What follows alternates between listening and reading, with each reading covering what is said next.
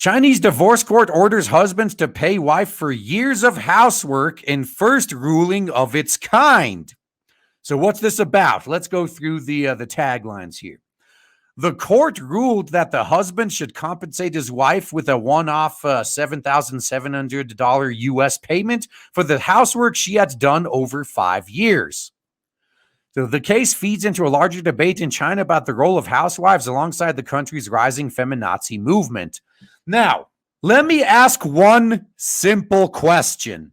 Does the wife have to pay the husband for the 5 years of rent and utilities and food and other bills that she didn't have to pay because he was providing them for her? Oh, silly me. That would be misogynistic. They would never do something like that. A Chinese divorce court has ordered husbands to pay his wife for the housework she carried out during their 5-year marriage in the first ruling of its kind following the introduction of the new marriage law in China. The legal judgment has sparked heated debate about putting a monetary value on unpaid work, still mostly done by whammons at home, with the topic viewed by 400 million times. Viewed by 400 million times? I guess it's that English isn't their first language. As of Monday on Weibo, China's Twitter-like service. That's fair, I guess. But once again, let me ask the same question. If we're going to start having a conversation about paying housewives for the work they do, when are we going to start having a conversation about making housewives pay their fair share of the bills?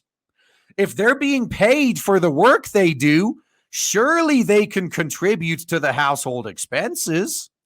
Surely they can pay for rent, mortgage, food, utilities, gas. Oh, wait a minute. It's almost as if the money they would have been paid for this quote-unquote unpaid work is made up for by the fact that they don't have to pay any bills. And you want to upend this system? Let's take this all the way. Let's out crazy them. Let's make it official. Husbands, start paying your wives for the work they do at home, and then charge them exactly that much, if not more, to cover the bills. There we go. Now, if you ever get divorced, you have it on the record that you did pay her for the work she did, and then she in turn gave you the money back to pay for her share of the bills. Problem solved. According to court records, the Whammons, surnamed Wang, met her husband named Chen in current year -11. They married in current year -6, but started living apart in current year -3, with their son living with his mother. Now, was that his choice? I mean, did the father have a say in that? That's the thing they never talk about. In current year -1, Chen filed for divorce at the Fangshan District People's Court in Beijing. His wife was initially reluctant to agree to a divorce, but later requested a division of property and financial compensation as Chen had not taken part in housework or childcare responsibilities. She also accused Chen of having an affair. All right, so he owes her because he didn't take part in housework or childcare responsibilities. Okay. Did she take part in paying the bills responsibilities? That's the question. Did she have her own job during this time? Did she pay her fair share of the bills? This should be every man's response if their wife gets uppity about this shit. Okay, I'll pay you for your fair share of the housework. I'll do my half of the housework on the condition that you pay your half of the bills. See how quickly that argument gets shut the fuck down. In granting the divorce, the court awarded Wang their son's custody and ruled that Chen should pay Wang alimony of $300 per month. Oh, that's rough. And compensate his former wife with a one-off $7,700 U.S. payment for the housework she had done over a 5-year period. It's only right that the money should be given, but 50,000 yuan is too little. If you go out and work for half a year, you'd earn more than that, one internet user wrote. However, another commented, why is it compared with housekeeping? This lady herself also enjoyed the fruits of her housework. And also, she didn't have to pay the bills. That's another important thing to point out. I wonder what this is going to do to China overall. Because after that one child policy, they got a lot more men in China than women already. So the women are pretty spoiled in China. Your average woman has multiple men tripping over themselves to appease her. So basically, they got a lot of simps over there in China. But the more shit like this keeps happening, that's going to change. Like, how hilarious would it be if Chinese men went herbivore, just like the Japanese men did? And despite men greatly outnumbering women, women still couldn't find a man. They still wouldn't learn their lesson, though. Zhang Guan, a divorce lawyer based in China's Sichuan province, said that the ruling was based on China's new marriage law, which came into effect January 1st. So take note, Chinese men. Don't fall for the trap. Treat Chinese women the same way a lot of guys treat Japanese women. Once guys find out that as soon as you get married, the mask comes off, guess what never happens? That's right. He's never going to put a ring on it. Because I've made the point before about Japanese women, that Japanese women are perfect girlfriends. There is not a better girlfriend in the world than a Japanese girl. They will do everything you desire. They will find out what you want, and they will become your perfect girl. And then you marry her. And then she overnight turns into the nagging housewife you see on all the anime and Japanese soap operas. The mask just comes straight off as soon as she gets what she wants. Guys are in on it. And in China, as guys are now going to see that marriage isn't worth it, they're just going to pump and dump these women. There's a clause that says the party who takes on more work raising children, taking care of the elderly, and assisting their spouse's work is entitled to ask for compensation during divorce, he said. The two parties should negotiate measures, and if negotiations fail, the court should rule. They really do need to amend this law to say the party that wasn't paying the bills should have to compensate the other party. Zhang said he believed the ruling was beneficial for social and legal reasons as it recognized the value of domestic work. If they were paying the bills. Those who do housework are devalued in a marriage, with the most obvious effect being their survival skills in society and their professional skills will probably decrease, he said. Now, that's actually true. I'm not going to argue with that.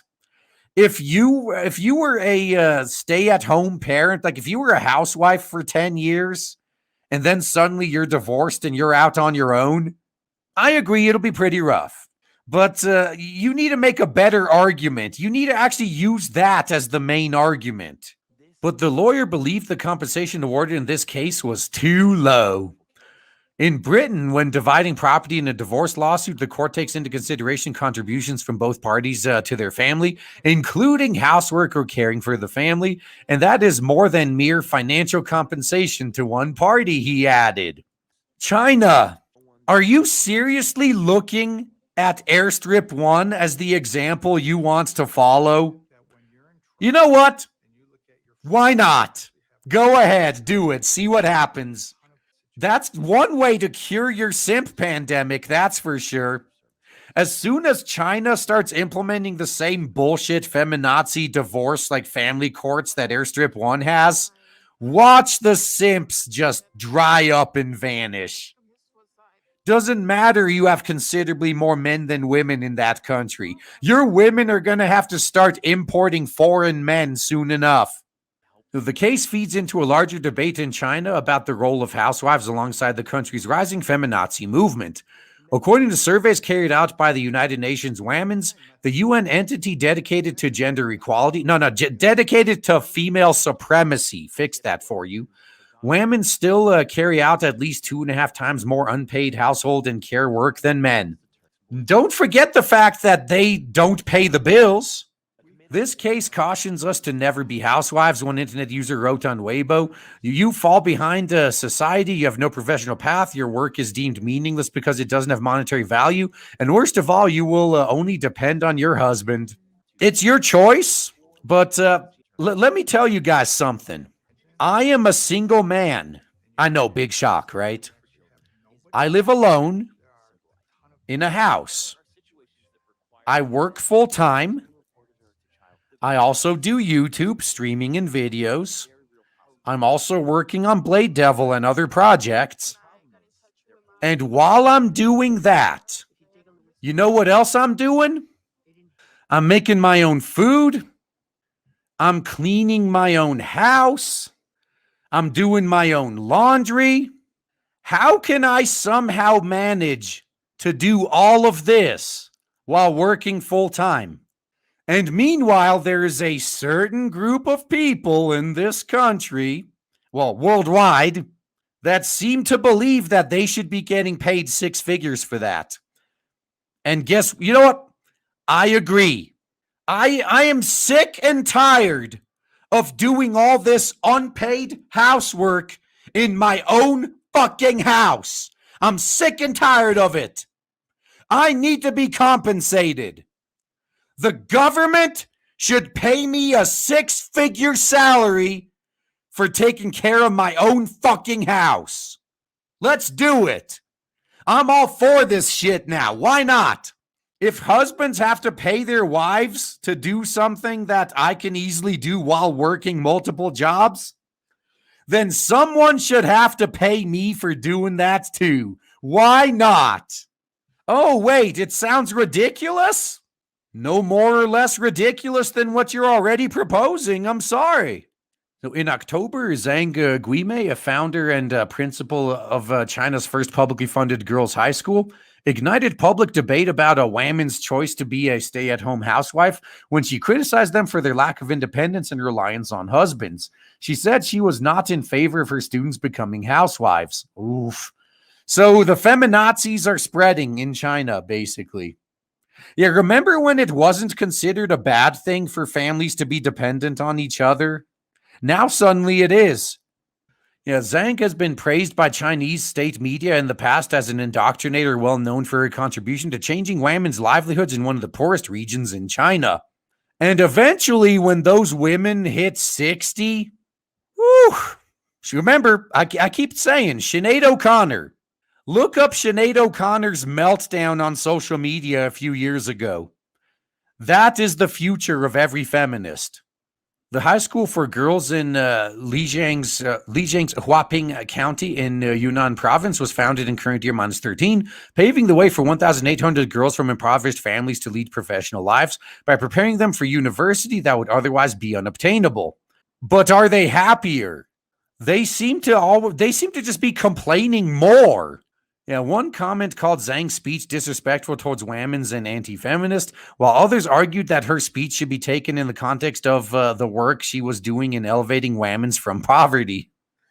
Of course, just look at it from this lens, look at it from that lens, whatever, doesn't matter. My view on this is do whatever you want. I don't care. It's not my problem. I'm not the one that's going to be suffering the consequences either way.